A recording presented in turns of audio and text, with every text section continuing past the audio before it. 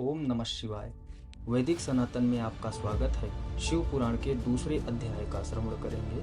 बहुत पहले की बात है। किरात नगर में एक ब्राह्मण रहता था जो अज्ञानी, दरिद्र, रस बेचने वाला तथा वैदिक धर्मों से विमुख था। वह स्नान संध्या आदि कर्मों से भ्रष्ट हो गया था और वैश्यावृत्ति में तत्पर रहता था। उसका नाम देवराज था। वह अपने ऊपर विश्वास करने वाले लोगों को ठगा करता था। उसने ब्राह्मणों, क्षत्रियों, वैश्यों, शूद्रों तथा दूसरों को भी अनेक बहानों से मारकर उनका धन हड़प लेता था। बाद में उसने अधर्म से बहुत सारा धन अर्जित कर लिया, परंतु उस पापी का थोड़ा सा भी धन धर्म के कार्य में नहीं लगा। एक दिन वह ब्राह्मण एक तालाब पर नहाने गया। वहाँ शोभवती नाम की एक वेश्या को देखकर अत्यंत मोहित हो गया। वह सुंदरी भी उस धनी ब्राह्मण को अपने वशीभूत हुआ जानकर अत्यंत प्रसन्न हुई। आपस में वार्तालाप से उनमें प्रीति उत्पन्न हुई। उस ब्राह्मण ने उस वैश्या को पत्नी बनाना तथा उस वैश्या ने उसे पति बनाना स्वीकार कर लिया। इस प्रकार कामवश होकर वे दोनों बहुत समय तक एक दूसरे के साथ में रहने लगे। बैठने, सोने, खाने पीने तथा क्रीड़ा में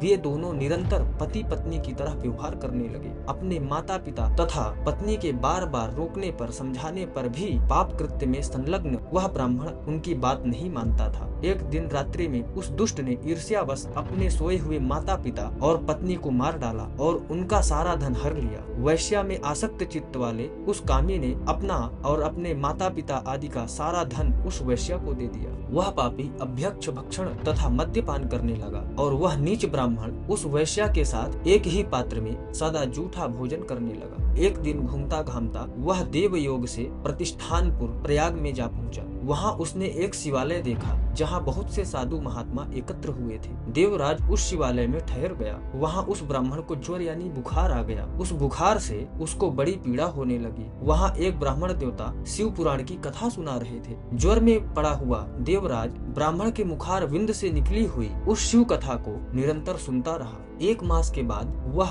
उस बुखार से अत्यंत पीड़ित होकर चल बसा। यमराज के दूत आए और उसे पाशों में बांधकर बलपूर्वक यमपुरी ले गए। प्रत्येक दिन शिव पुराण सुनने के लिए सब्सक्राइब करें। ओम नमः शिवाय।